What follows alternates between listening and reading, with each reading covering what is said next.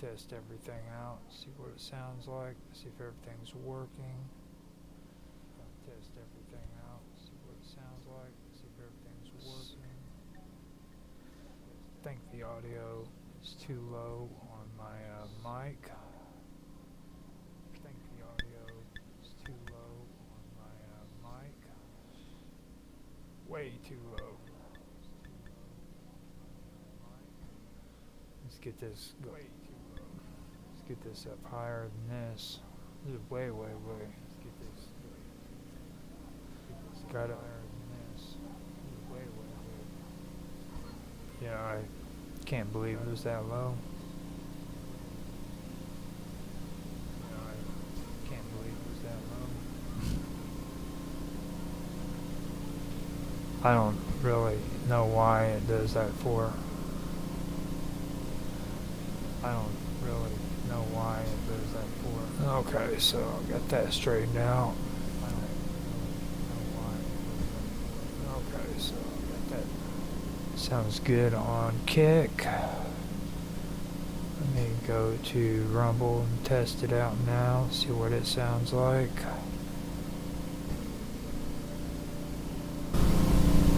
Oh, that's really loud. I don't really know why it does that for. Okay, so I got that straightened. Okay. I can't believe it was that low. It sounds good on Rumble and on X. I'll hit the start broadcast on X. Create a post.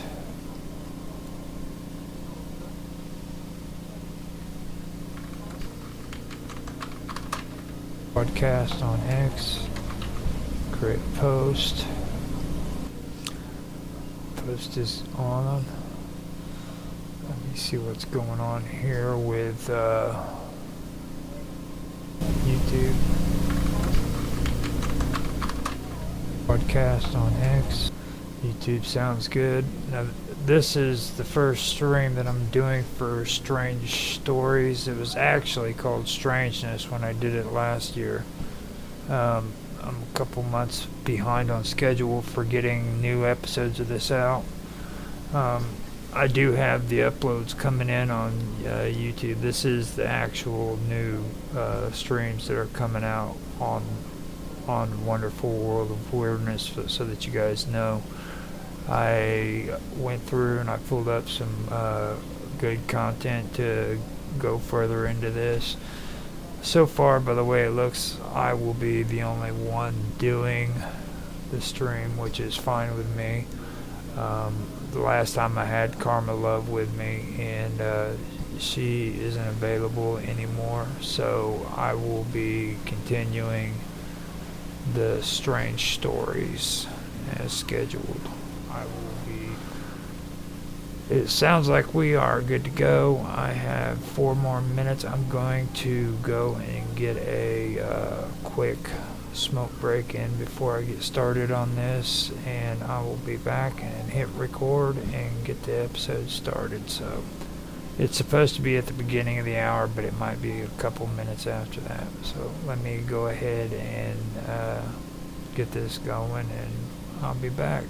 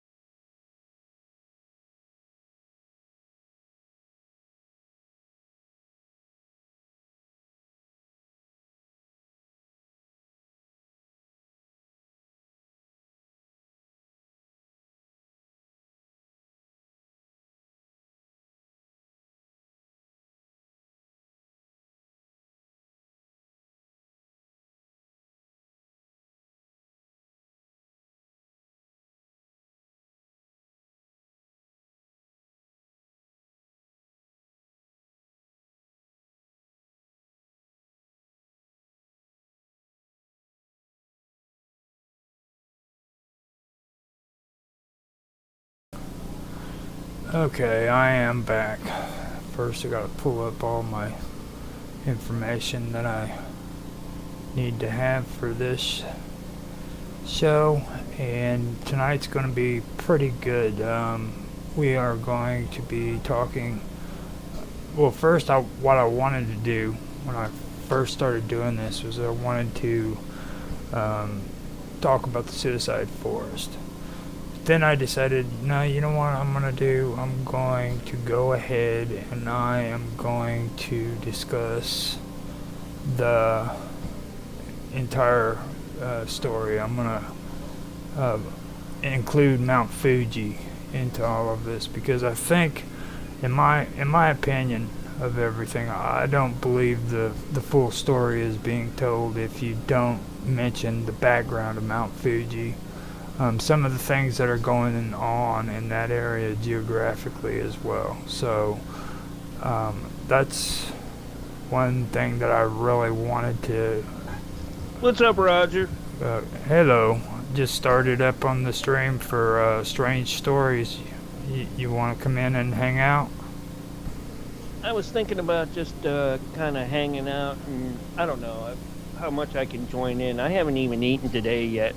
My sleep's off and my meds are kicking my ass a little yet. I'm kind of like hungover from them, and I don't know if I really want to take and do a whole lot. Alright. I mean, if you want to, you can just listen in and stuff. Yeah, I'm gonna listen in, and then if I can, I'll pop in here and there. Okay. Okay. Yeah, we're. But I appreciate you keeping me in the group and all that, though, and I wanted to see what was going on. Looks like you have some interesting topics going on there. Yeah. What I was going to do is talk about suicide forest, but then I decided, the heck with it. I'm going to go ahead and do the whole thing on Mount Fuji, kind of give a background of it, because not too many people get to hear about that, you know what I mean? Yeah, especially westernized people. Yeah. The westernized people, unless you're into like anime and all sorts of other stuff, and that you're probably not going to know about it. Yeah. All right.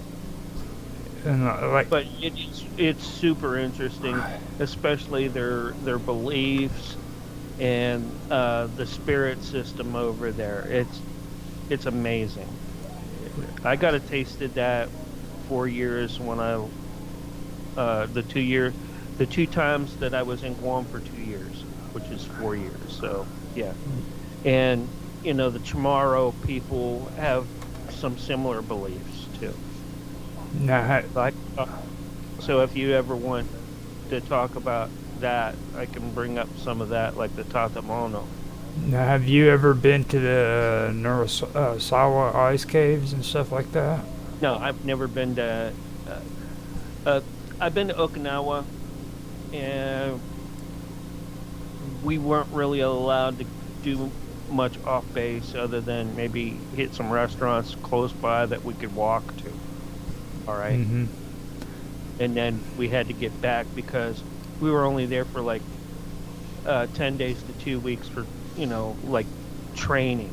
All right. Yeah. And then hurry up, get your shit done, and then get your ass back to Guam, and then send you to wherever from there. I thought it was so stupid, our system of doing things, because I was stationed in Guam, I was overseas, but they would send me from there to Saudi Arabia. Oh. Okay, go figure that one out, all right? Yeah. All right. So I was kind of debating on doing the supposed haunted hotel over there in Okinawa, but for me personally, I consider it more of an abandoned place than anything, because like a lot of people say that it was haunted and everything, but I've never found anything conclusive saying that. You know what I'm talking about? The one that was near that castle. Yeah. And I tell you what, this is something that I would really look into as well, to see if there's more reportings and comments and things about it, about the spiritual activity and things like that since Fukushima. Yeah, that's actually a good idea.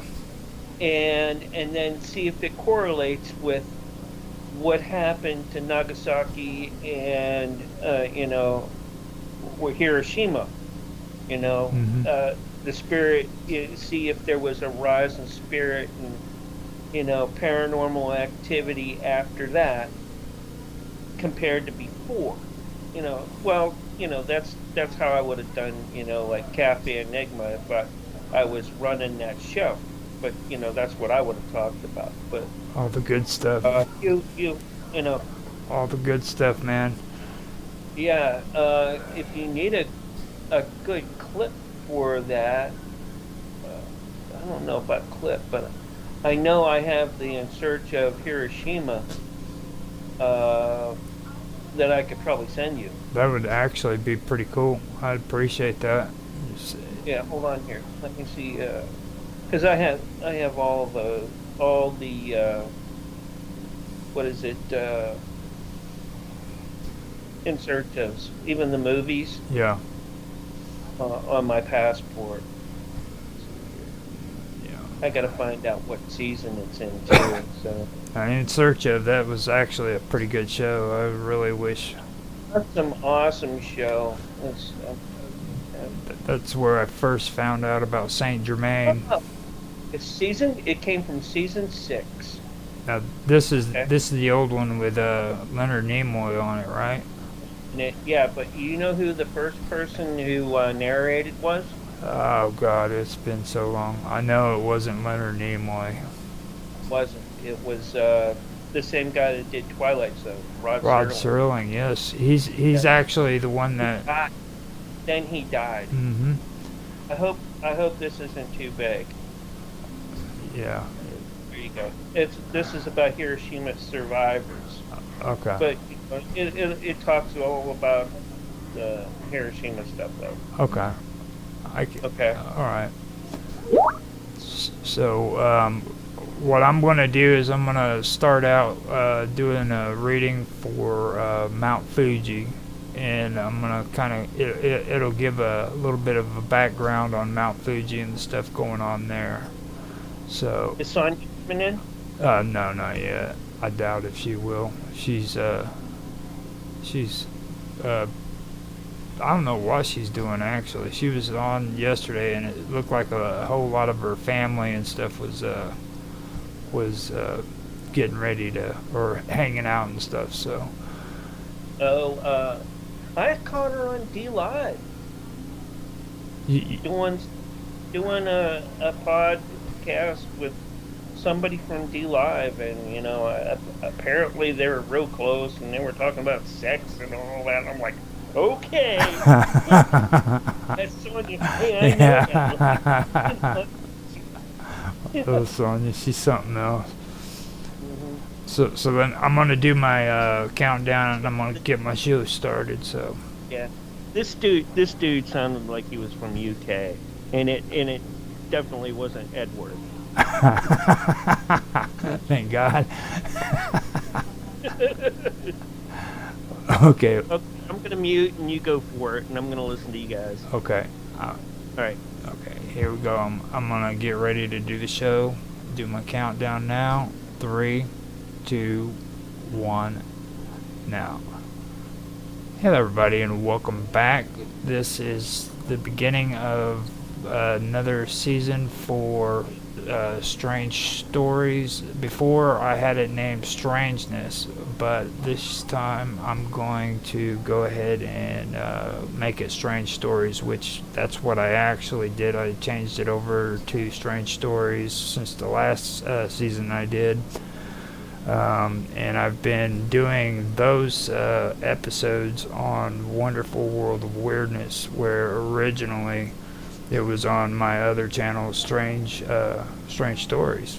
So what I basically did is made it the namesake for my old channel and added it to Wonderful World of Weirdness, and now I'm continuing strange stories from last year.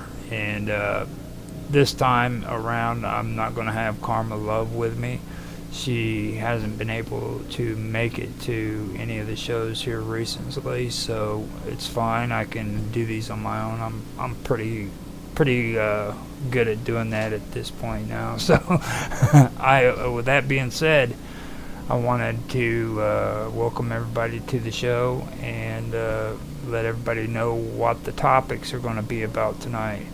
If you've watched any of the previous shows, you pretty much know how all this goes. This goes according to more of the, I guess you could say, the paranormal, spiritual, whatever, the scary stuff when it comes to the stuff I put on there here on the wonderful world of weirdness here lately. I've been doing more things that pertain to esoteric and conspiracy topics, so I feel kind of good about getting back into more of the hauntings and stuff of that nature.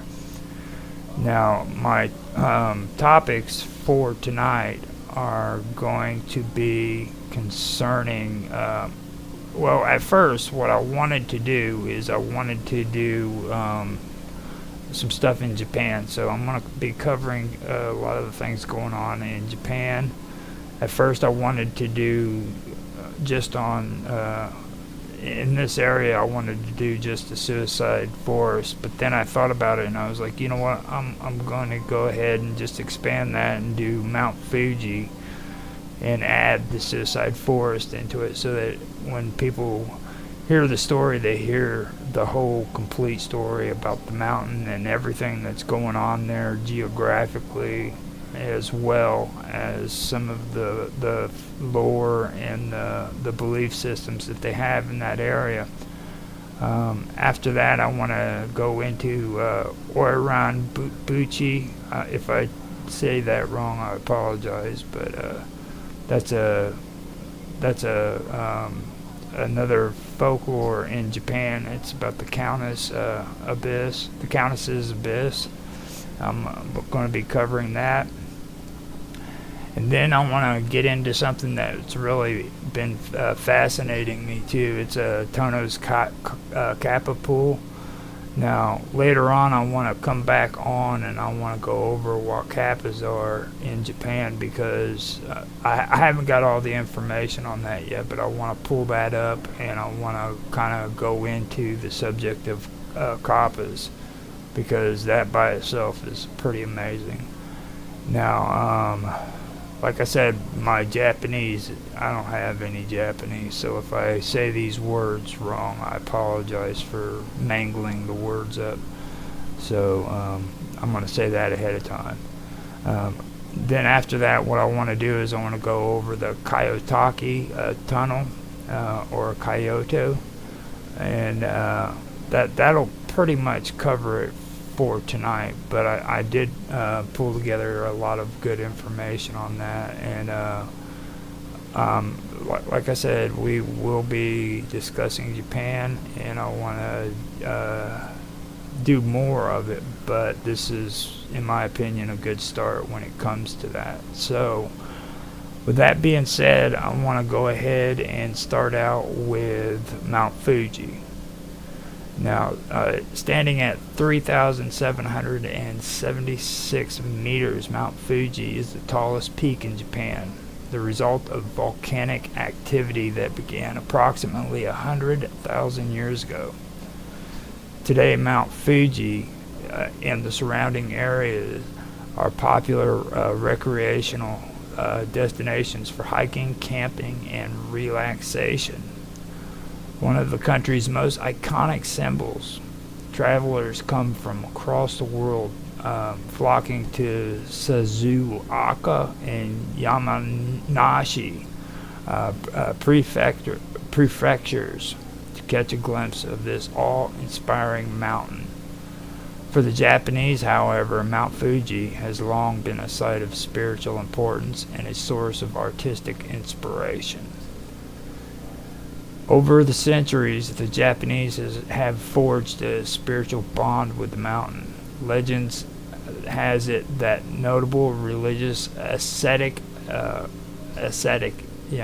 Hasegawa Kukagayo, between 1541 and 1646, summited the mountain over 100 times. His feats led to the formation of Fuji-ko, a group of like-minded Mount Fuji worshippers. The sect built shrines, created rock monuments, and fasted to show their dedication. Their fanaticism eventually led to Tokugawa shogunate to ban the religion. But despite this, Japan's long-standing traditions of mountain worship has ensured the mountain remains revered and respected as a site of spiritual importance. Now, I also want to come back to this stuff too, because this is very, very important, especially with the Fuji-ko. Now, they actually have still have a religion, I believe, there in Japan that they do practice, and I do want to get into that and discuss it a lot more, because it's fascinating all on its own. So that's going to be something else that I am going to be getting into as well. Just so you guys know. So this is most definitely going to be more than just a one episode show when it comes to Japan, because they have got a lot of amazing stuff that I'm wanting to cover. Now, Mount Fuji is also a site of pilgrimage. Around 200,000 to 300,000 people climb Mount Fuji every summer. Climbing up to the summit is popular at sunrise. Climbers often begin their climb the previous day and stay overnight at a lodge on the mountain. Then start climbing early the next morning to watch the sunrise over the horizon. Now, in pre-modern time, Fuji served as a destination for Shoginja practitioners and Shogendo, an ascetic mountain worship faith, to undergo training, and even the lower classes were known to make pilgrimages there. The numerous shrines at the base of the mountains are testaments of Mount Fuji's spiritual and historical significance. Mount Fuji's most iconic images dates back to the Edo period, which is between 1603 to 1867. Woodblock print artist Katsuhika Hikusai and Utagawa Horicigus series of pieces of Mount Fuji depict the mountain from various vantage points and settings, giving people from around the world a glimpse into the region and its ways of life. Katsushika Hakusai in particularly is known to have influenced the Western artist Vincent van Gogh, and even had an impact on the composer Claude Debussy. The picturesque views of Mount Fuji, popularized in the Edo period, had helped cement the mountain's legacy as a global attraction.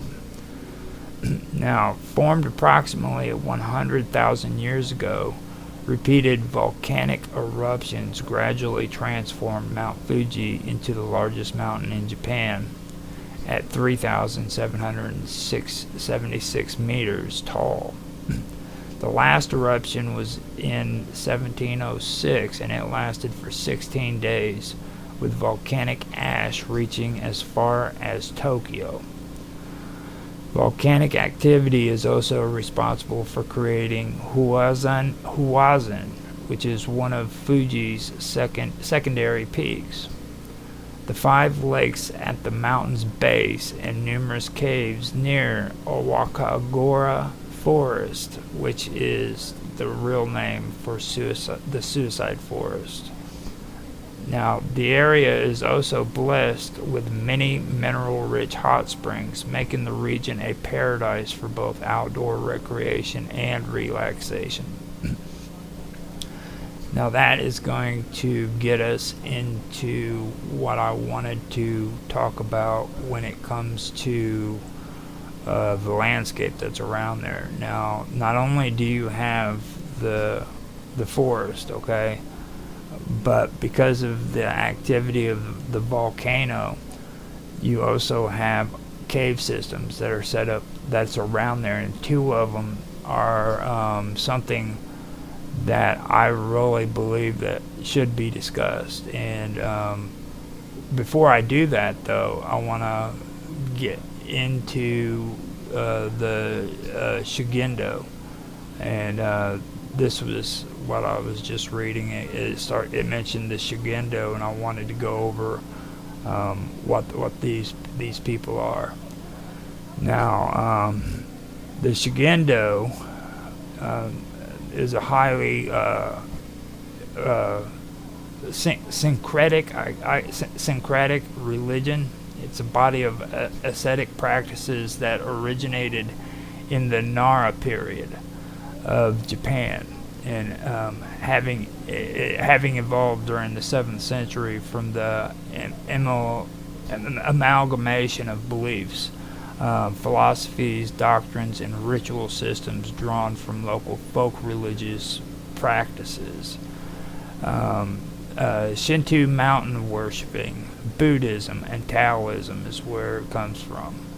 Now, the final purpose of Shogantu is for practitioners to find supernatural power and save themselves and the masses by conducting religious training while treading through steep mountain ranges. Practitioners are called Shogenja or Yamabushi, literally mountain prostrators or prostrators. Now, the mountains where Shingantu is practiced are all over Japan and can span multiple mountains within one range, such as the Oman Mountains range within Mount Hakyu and Mount Oman, or the Ishizuchishin Mountains range with Kamagamori and Tegadaki. That's some crazy shit. Let me step in here real quick. Okay. I'm Mark. Mark W. Mark W. And anyways, getting back to the Tokugawa, the Tokugawa era. That's when they were banning a lot of religions during that time because the American ship came in and opened the ports to westernization from America, and like the British and the French started coming in too. So that was also the dawn of Christianity in that era, in that time. Just a side note. That is actually pretty important because there's a few things too, and some of the next things that mention some things about Americans, that they actually have a memorial in some of the, or one of the temples that I know of, that goes to I guess American sailors or American settlers who were there, and I thought that was kind of interesting that they did that. So yeah, the only drawback from the whole deal was the processing and the contraband sale of opium. That was the biggest drawback from them during that era. with the sailing ships. Yeah. Just another side. Okay. Yeah, that the shogunate also took a step back from being, like kind of warlords to also pledging their complete allegiance to the emperor at the time too. So that made a huge difference in how people also practiced their religious beliefs as well as their social standing, where they stood socially. Yeah. And I knew that was very important in Japan too. Like that's especially with Hinduism, they kind of do that to where you're born at a social class and you don't graduate to the next level. You know what I mean? You stay where you're born. And I knew that was very important too in Japan. Like if you were born from a peasant family, you stayed a peasant for the rest of your life. You know, so that and I believe Buddhism is what actually started changing that belief system. I'm not quite sure on that entirely, but I'm pretty sure that in that region, Buddhism is what was kind of like their rebellion from the Hindu faith and stuff. So, well, if you look at the Buddhism in that, it's very accepting to others, other religions, and that to bring them in. Yeah. All right. Sure, there's fanatics and groups within every organization. Yeah. So you're going to have that. That's why you had the what is it? Not can't think of it. I can see and picture the god that they want for destruction, but I can't remember right off the bat. Yeah. But that god was also a phase or a being part of the of Buddha as well. All right. They have a big thing for a big statue of that one in front of CERN. Yeah. Oh man. So Shigandu, the Shigandu worldview included a large pantheon of deities, which included Buddhist and Shinto figures. Some of the most important figures are the Tantric Buddhist figures of Fudo Mayu and Dionichi Nyorai. Now, other key figures are Gongen, which are considered to be the manifestation of Buddhas as Japanese kami. And then Zhao Gongen is one of the most important Gongen of Shingendo. Now, Shingendo evolved during the 7th century from the amalgamation of beliefs, philosophies, doctrines, and ritual systems drawn from local folk religious practices. Shinto mountain worship and Buddhism. The 7th century ascetics and mystics in no Gyoja is widely considered as the patriarch of Shugendu, having first organized Shugendu as a doctrine. Now, Shugendo literally means the path of training and testing, or the way of spiritual power through discipline. Shugendo practitioners are also said to be descendants of Koya Himjiri monks in the 8th and 9th century. Now, these were Japanese monks from Mount Koya who were sent to preach Buddhism around the country. They were the lowest caste inside the priest hierarchy of the Mount Koya temples and traveled while peddling for a living. That's who the Koya Hejiri were. So, did you want to say something? I heard you pop open there.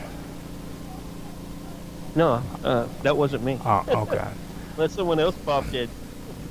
Now, what I wanted to do there is I wanted to kind of bring opening there with that, but I also wanted to get to the Nirasawa ice cave. Now, this is moving on from talking about the Shujindu, and I can get back to that later on, but I wanted to kind of make this a part of the whole Mount Fuji and kind of give you an idea of what's going on there. So with that being said, I wanted to get into the cave systems, which a lot of people don't hear about when it comes to Mount Fuji, but because of the volcanic activity that comes from Mount Fuji, it creates caverns and underneath the ground, okay, and there's like tons and tons of cavern systems down there. But the two that are most notably is one of them is Narasawa, and that's an ice cave, and I want to bring that one up. But then there's another one that's not as much mentioned as that one, and it's called Fujiku, and that's a wind cave. So you have one cave that is an ice cave and another one that is a wind cave, and I want to kind of cover that and get that going and stuff. So I'm gonna go ahead and start reading that real quick and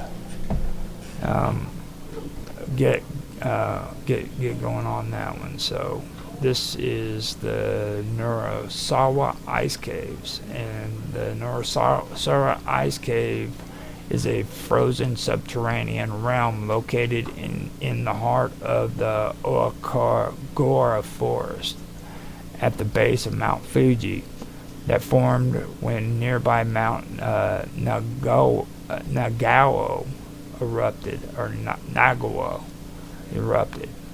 Now, while you're in the area, they suggest that you check out Fujiku Wind Cave, which is nearby. Now, that one is that's what really gets me, is they're both real close to one another, and one's an ice cave as well as the other one being a wind cave. Now, that for me kind of brings out a little bit more on the whole spiritual side when it comes to Japanese, because you have one cave that is made of ice and it's freezing cold. The ice cave, now that was created after Mount Nagawa, which formed Mount Fuji's northwestern flank, erupted violently, and that happened in 864. Now, the lava hollowed out a vast underground cave.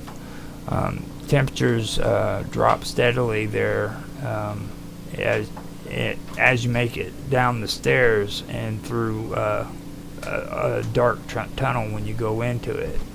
Now, the ice pillars that form here grow bigger in the wintertime, and sometimes the stalactites and the stalagmites actually connect with one another. That's how cold it gets. Now, the cave temperatures hovers around 0 degrees Celsius, and I believe that would be maybe 3 degrees Fahrenheit. I'm not quite sure. I know it's right around in that area. I think there's like a 3-degree difference between Fahrenheit and 0 Celsius is 32 degrees. Is it 32? Okay. Yeah, because freezing temperature is 0 in centigrade. Okay, so it is 32 degrees in Fahrenheit. So then that's actually pretty cold, because they say that it actually stays that way in the summertime too, where when you go down there it's always cold. The cave temperature hovers right around that all year round. And it was once used to store stuff like seeds and silkworm cocoons at one time. So that's one thing that I wanted to mention there. But then, like I said, just a little ways away from there, you have the Fugaku Wind Cave. Now it's the same way. It's a lava tube. It's in the northern foot of Mount Fuji, Japan, and it's the largest of several lava tubes that are found around the suicide forest. Now, the thing about this one is it came from the eruption of Mount Fuji in the 864 AD, and it brought huge lava flows, which created Lake Shoji and Lake Sai of the five lakes for Fuji. Now they have the 5 lakes which are down below the mountain, and I haven't had enough time to really check them out, but I'm pretty sure that there's a meaning to it, because like Mount Fuji is real iconic, and people have been worshiping that mountain for a long time, so I'm sure the 5 lakes have something to do with some kind of divine meaning or divine essence, but I haven't been able to really get into it that deep yet.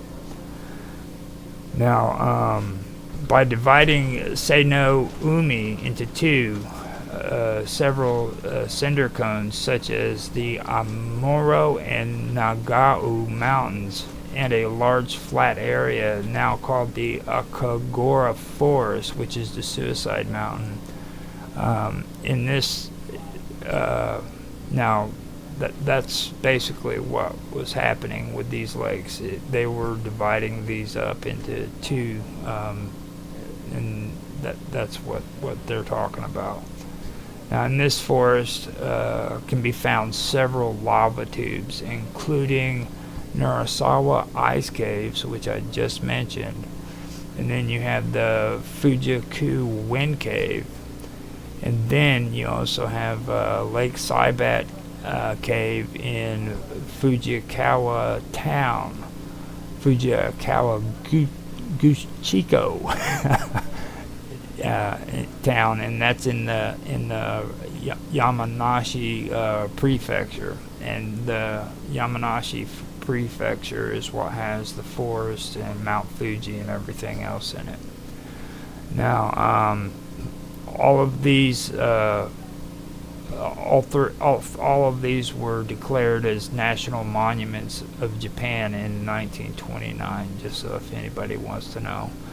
But these, to me, it seems odd that you have one that's real close, that's made of ice, and it's extremely cold. And then as I was reading through this, I also found out about this Fujiku Wind Cave. The moss and everything grows so deep and so thick into this cave that you can't hear your echo. You can't hear echoes when you talk down there. So I find that kind of interesting, that when you go down into this cave, you can't hear your echoes. And then you have another one that's just next to it that also is cold as heck, and it produces ice, that's something that I find rather amazing when it comes to that. Now, that's basically some of the stuff that I wanted to go over for now, and after I'm done with that, what I wanted to do is just get right into the whole suicide forest, which is Aokigahara, I guess is what they call it. And what it basically means is it's called the Blue Tree Meadow. That's what it is in English, if anybody wants to know what that is all about. Now, it's also known as the Sea of Trees. Now, it's a forest of the northwestern flank of Mount Fuji on the island of Honshu in Japan, thriving on 30 square kilometers of hardened lava laid down by the last major eruption of Mount Fuji, which was in 864 CE. The western edge of Okigara, where there are several caves that fill with ice in winter, is a popular destination for tourists and school trips. Parts of Argikagora are very dense, and the porous lava rock absorbs sound, contributing to a sense of solitude that some visitors attribute to the forest. So you have this environment that is introduced into this forest that just makes it seem like it's completely silent. You know what I mean? And it's. But I think that's probably what is so strange about this whole area. And there's also people who talk about Mount Fuji as being a gateway to the heavens, you know. And when you hear about all of this stuff combined with the fact that they call it the gateway to the heaven basically, it kind of makes you, you know, have a bigger sense of what's going on here. It's really strange too that the ground is extremely hard. They say that you can't just go in there with cutting tools and cut the earth with like hand tools, because it's just so solid that you can't even do that in some areas. I also find that pretty interesting whenever whenever I started reading up on this stuff. You know, there's a lot of interesting things going on there when it comes to ice, wind, how silent it is, plus the ground is so strong that it's almost impossible to cut it with freaking hand tools and stuff of that nature. So it's an interesting area. Now, the forest has a historical reputation as a home to Yuri ghosts of the dead in Japanese mythology, at least since the 1960s. Akagora has become associated with suicide, eventually becoming known in English by the nickname Suicide Forest, and gaining a reputation as one of the world's most used suicide sites. Because of this, signs at the head of some trails urge suicidal visitors to think of their families and contact a suicide prevention association. And I do know that is true. They've, believe it or not, that is probably one of the few videos, or those videos that have been put out on YouTube, that hasn't gotten in trouble. And that's one thing that really amazes me. I mean, they will literally go in there and they'll show you the sites, they'll show you where they've found dead bodies and everything, and they've never gotten in trouble for that. I always thought that was weird, with all the people that are on YouTube getting in trouble these days, and they show pictures of the suicide forest and nobody gets in trouble for it. That's completely amazing to me. But when I first heard about this, I wanted to check it out, and that's when I found out about the Uri. Now I checked it out, and the Uris are another topic that I do want to get more in depth with, because there's a lot of spirits that are that the Japanese believe in, which are pretty amazing. And you have to be careful with a lot of these folklores too, because there's some that go way back, all the way back to like the 700s, and then you get it mixed up with a lot of the plays that were created in Japan too. There's in the paranormal circles over there, they have a lot of people believing that these were like old actual folklores, when in reality they were made up in plays, which are pretty scary, don't get me wrong, but they weren't actually a part of the pantheon, you know what I mean? So that's something that I do want to point out. There were some things that I did keep out of this because I wanted to keep it more on the actual stories about the spirits of Japanese folklore, and off of the fictional characters that were written up, because you can tell where they've kind of crossed the line when it comes to Japanese lore and everything. So now the Yuri are figures in Japanese folklore. They're analogous to the Western concept of ghosts, so that would be the equivalence of what we call a ghost. Now, the name consists of two kanji, meaning faith, or faint or dim, and rai, meaning soul or spirit. Alternative names include borai, which means ruined or departed spirit, or shiryo. Now, that's basically what they're talking about there, and it goes back into more. It gets into some more intense stories when it comes to that, and that's why I said I want to do another part that consists of that before I end this, because this goes deeper and deeper into it. Just on the mythology and the folklore, you can pull a lot of amazing stuff off of it. So, with the geography, what I wanted to go over is the forest floor. Now, the forest floor mostly consists of volcanic rock, and it has designated trails that lead to several tourist attractions, such as the Nurasawa ice caves, which I just mentioned, and the Fugaku wind caves. Now, the Lake Saibat cave, that is the largest of the several lava tubes that are near Lake Sai in the Arakagora forest in the northern side of Mount Fuji.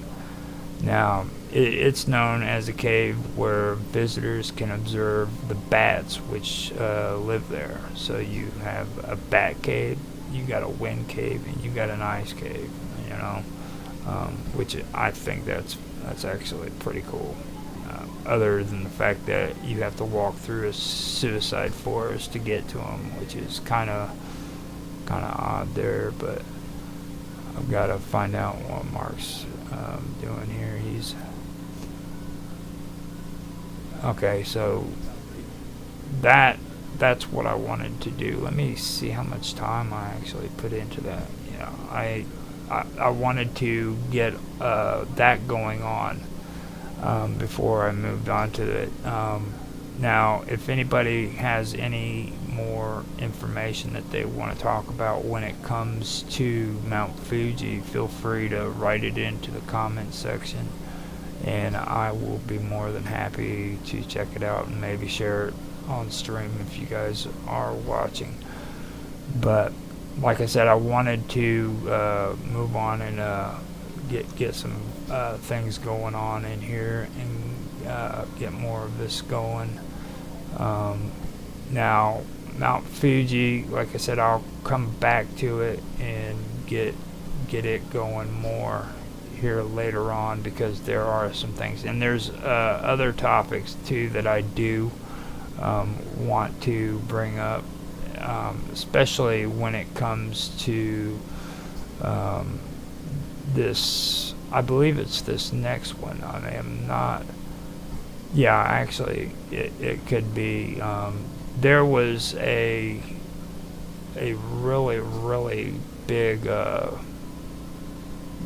it was folklore, and I don't know for sure 100% how accurate it is that this is the way it played out, but I do know that they have actually got evidence that this gold mine did actually exists there. And my next topic that I want to get into is concerning the Oran Bucci, and that's the courtesan's abyss. Now, this is an interesting place, or interesting folklore even, and this is taking place in the Yamanashi prefecture.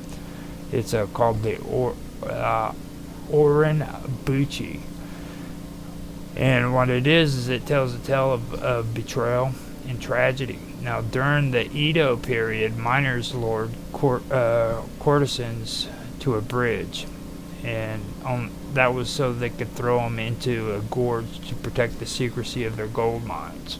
Now, supposedly the spirit of these courtesans are said to haunt the area.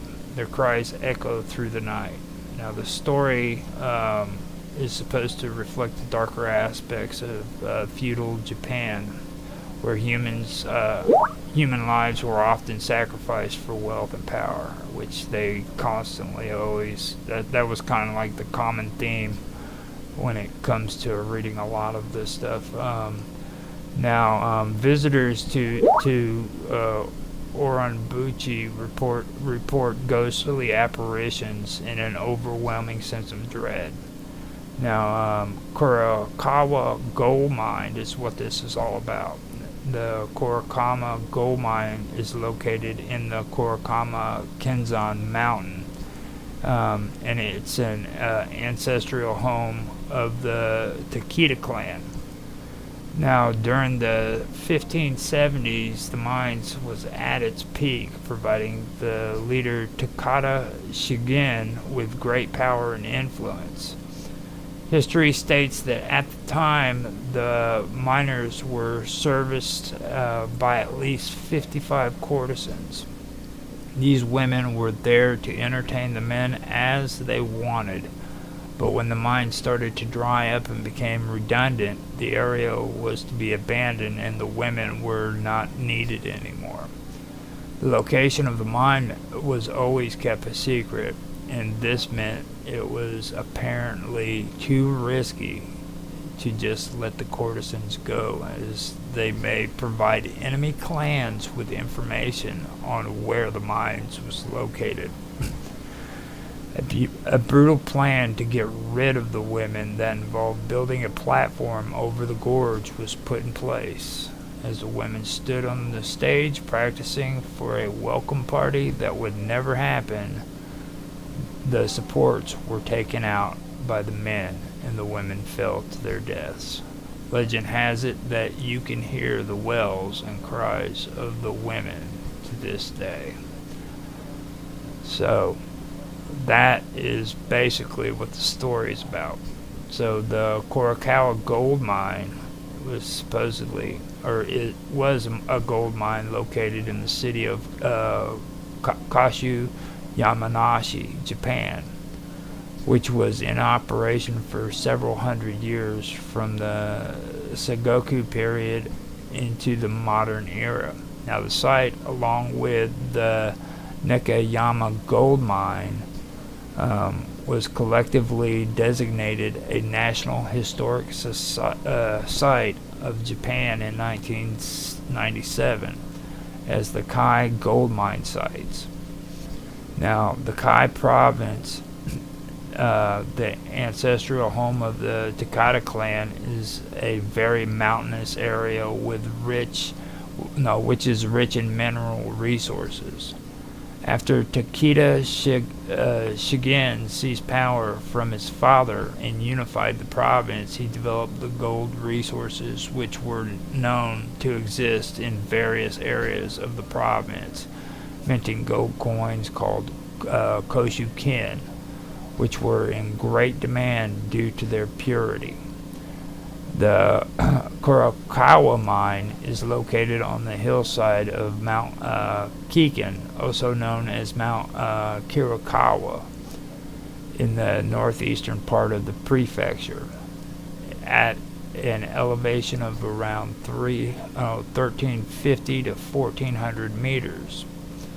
Now, gold in the form of gold dust was known to be extracted from the area since at least the early Kamakura period. However, exploitation began in earnest by Takata Shingen, and the location of more than 50 mine heads and a smelter ruins have been found in this area along with a mining town. Now, production is estimated to have reached its peak during the tenure of his son, Takeda Katsuyori. Now, after the fall of the Takeda clan, Kai province came under the control of Tokugawa Ieyasu, and the mines continued to operate into the Edo period under the control of the Tokugawa shogunate. Now, archaeological evidence has found mining tools such as mortar and chisels, ceramics, and daily necessities such as copper coins. Gold extractions was done by gold planting as well as open pit mining and tunneling. References to the mine disappear from historical records around the Genroku era, which is around 1688 to 1703. Now, an attempt was made to reopen the mine in 1906, but the venture failed after 2 years. The Kurokawa mine is about 60 minutes by car from Inzen Station on JR Tokai Chao main line.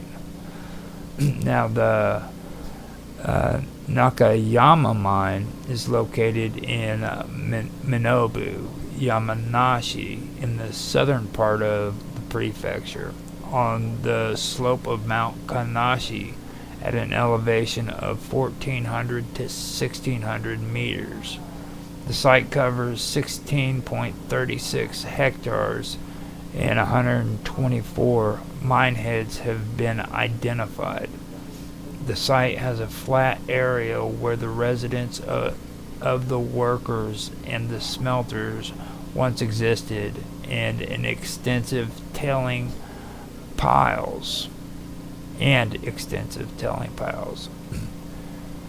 Its history parallels that of Kurokawa mines, and it was controlled by the Anayama clan, retainers of the Takeda clan, and later of the Tokugawa. The mine was first mentioned in official documents in 1571 and was closed at the end of the 17th century. It is about 20 minutes by car from Shimobosen Station at the JR Tokai Minobu line. However, some artifacts are on display at the Oku Museum of Gold Mining History.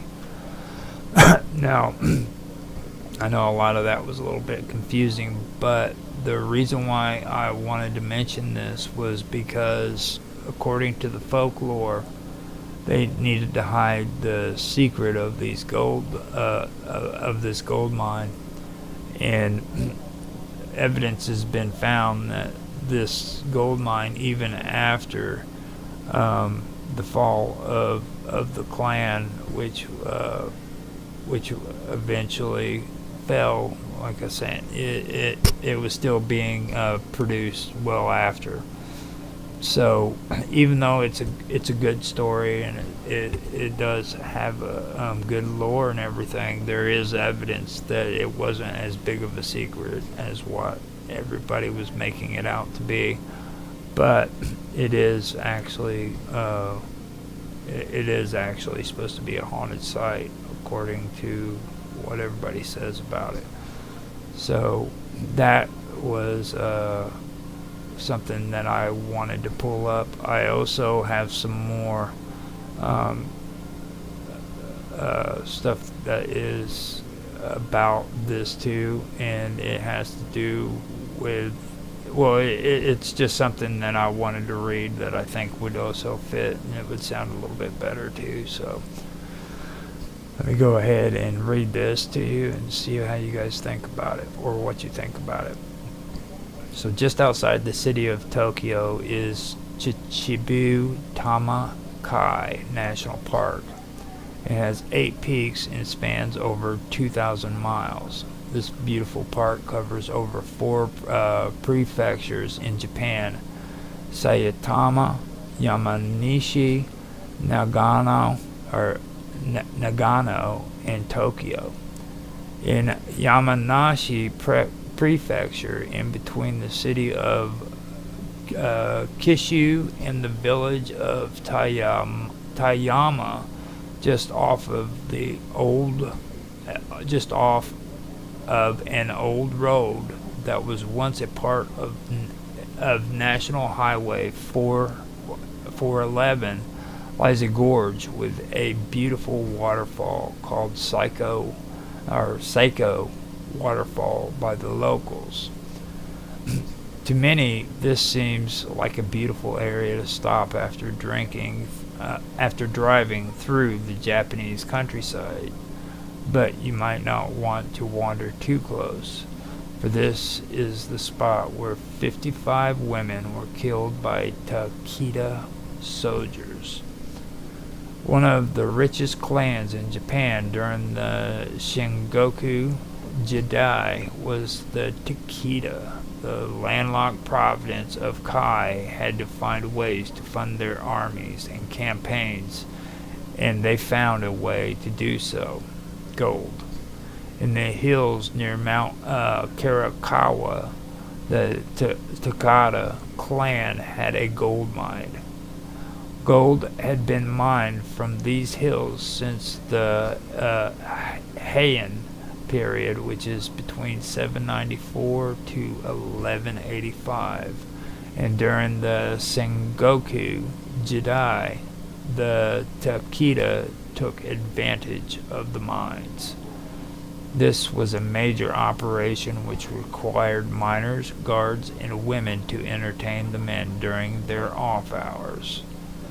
Not all of the gold that was mined from these hills was used for war.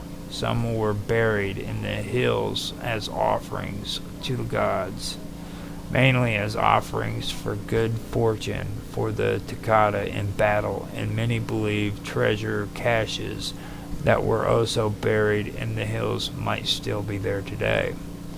Unfortunately, the offerings could not stop the fall of the Takeda clan. While the mine and the clan did well under Takeda Shinjin, the Takeda began to decline under his son, Takeda Katsuyori. The clan became a shell of its former self after their devastating defeat at the Battle of Nagashino in 1575. The Takeda clan collapsed entirely with the death of Katsuyori on April the 3rd, 1582, and the race was on to hide family secrets, mainly the gold mines.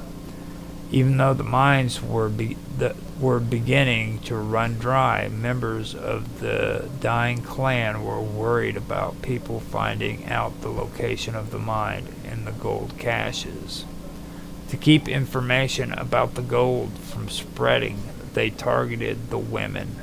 They were afraid that the prostitutes learned information from the men who worked there, which could be valuable in the wrong hands. So they came up with a plan. A large platform was constructed over the Yanagisawa River, near where it flows into the Ichinos River. Once it was completed, the prostitutes were invited to come and practice a dance for a farewell party. At the height of their dance, soldiers hacked away at the wisteria vines that held up the platform, causing it to collapse. All 55 women fell into the gorge below. Some were killed in the initial fall, but the others who survived the fall were swept away and killed when they went over the waterfall. Their bodies were found downstream by the villagers of Tibayama, and they were fished out and buried. They later built a monument in the memory of the victims. Now, while it has been called Oran-Buchi, many people and historians have pointed out a couple of facts. First, what happened to the miners and the guards? Would they not have been killed too? Unfortunately, I have not been able to find any information regarding the men that worked the mines, so I cannot say anything as to their fates. Even the Japanese Wikipedia page that Google translated did not mention anything about the men. The focus seems to be primarily on the women, which brings us to the next point that has puzzled people. The name Oiran is a high-class prostitute. They were above common prostitutes, known as Yujo or Yuyo.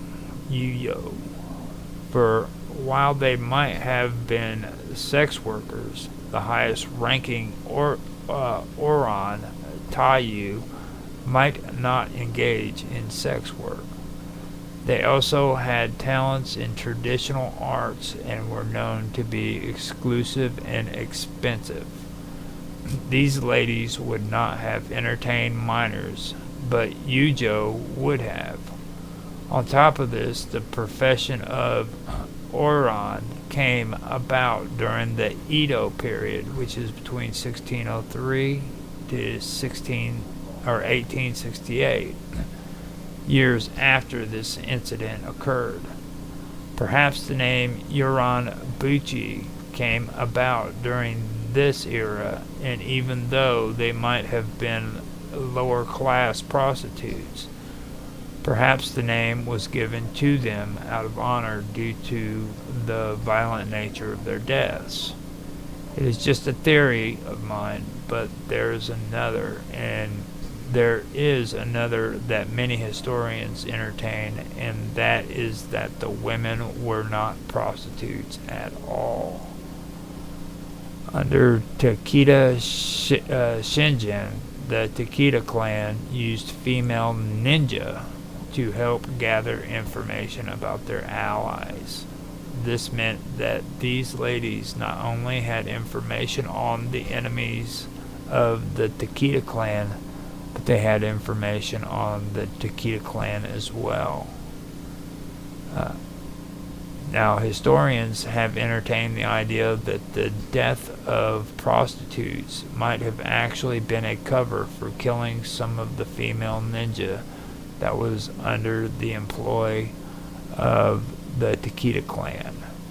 The performance would have been a good cover to lure these women to the platform, and the death of these women makes more sense once you change it to ninjas instead of prostitutes.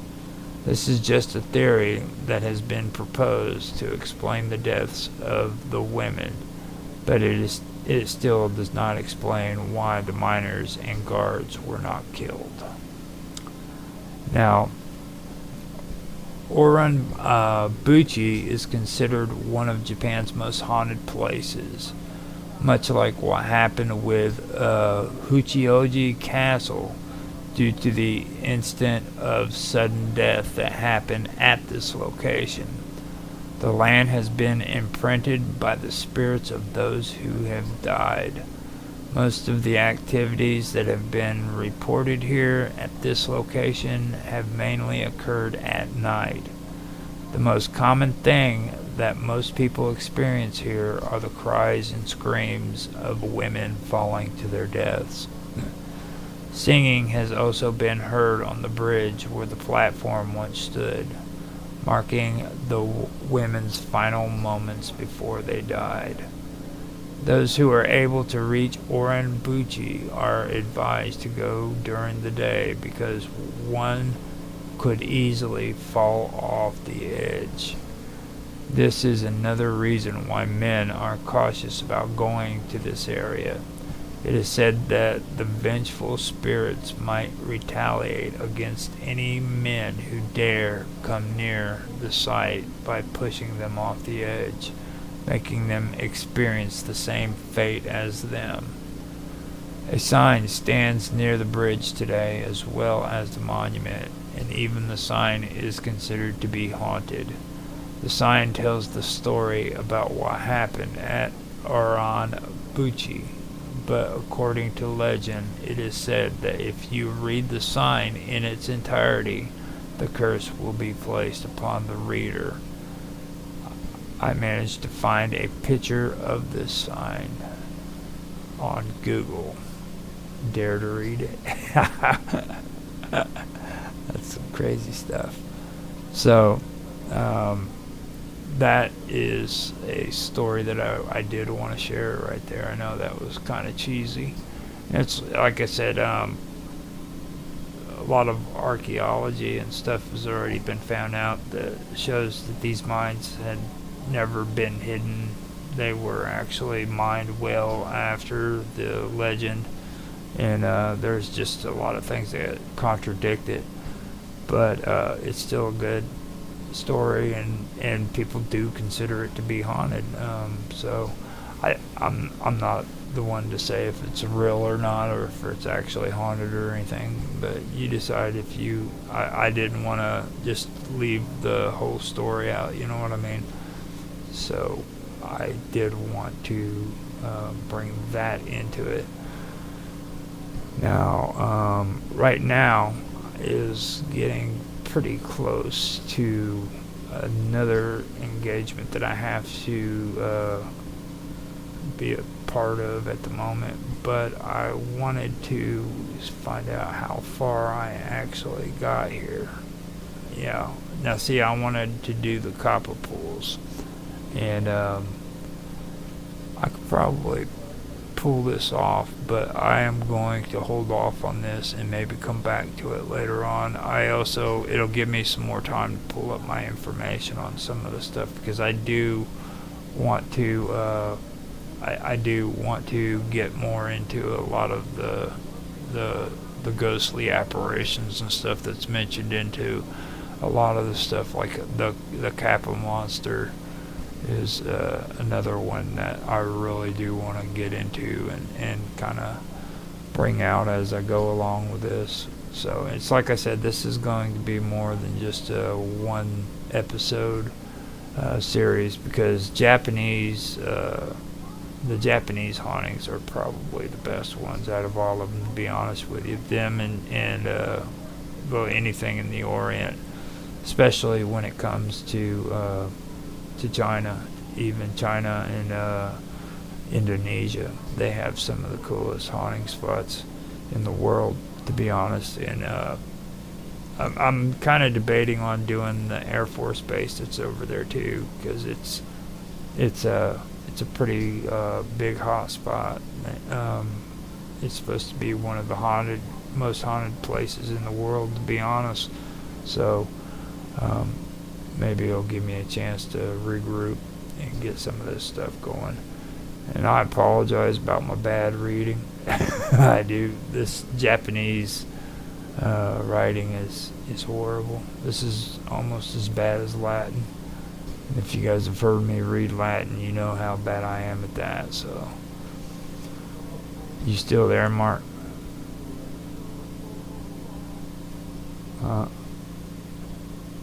Okay, so he is definitely not there. Okay, he did write some stuff in here. He said, I always get interested in the Yukiana, which is the snow women who freezes people with their breath, and their take on vampirism, not related to the Yoki Ona, Kujin, I believe, are they called? No, Kujin, I believe they're called more of a ghoul than Western vampires. Yeah, we've had conversations about the vampires in the Orient. I find it interesting that they hop too, and the ones that I have done research on, they not only hop, but they actually resemble zombies as well as vampires. So I find that pretty interesting myself. So no.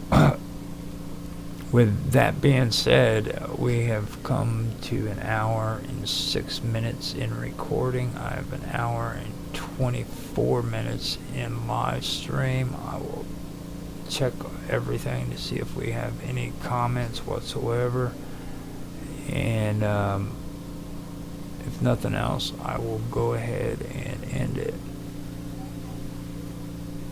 There we go. Anthony McDonnelly says hello from Dublin, Ireland, where it's lashing out. I'm guessing lashing out means it's snowing because he put snowflakes next to emojis next to it. So thank you for making your comment, Anthony McDonald. Here's a shout out to you, and thank you for taking time to hang out and listen to the stream. We haven't got any other comments by the looks of it, so I do have 2 viewers on Rumble, but that could be, I could be one of those viewers. So with that being said, I guess it's best to just go ahead and end this. Mark, if you are there, I'm going to end the stream and stop the call, and I'm glad that you stopped in for a while, and I will see you here in a little bit. I'm going to get off of here and hopefully be able to get on and check out Nancy Planetto on Vixen's Vault, see what she's doing. If you guys want to watch a good show, might want to check that out. It's with Dregas Production. That's what Mark W., who was just on here, is a part of. He's got some pretty good shows, and tonight he has his shows going on there. So after I'm done here, man, stop over there and check it out. He's got pretty good show. He's got quite a few pretty good shows on tonight. So with that being said, I am going to go ahead and stop the stream, and thank you guys again for coming in. Have a good